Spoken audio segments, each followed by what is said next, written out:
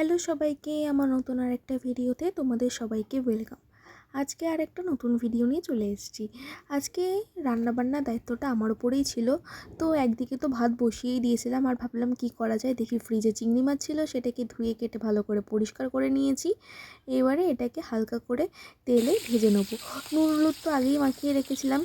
তারপরে এটাকে হালকা করে ভেজে তুলে নেবো। আর ওইদিকে আলু কেটে রেখেছিলাম, সেটাকে এবারে ভেজে নেবো। আগে আলুটা ভাজতে হতো, বাট ভুলে গিয়েছিলাম, তো পরেই ভেজে নিলাম আলুটা হালকা লাল লাল ভাজা হয়ে গেলে তুলে নেব।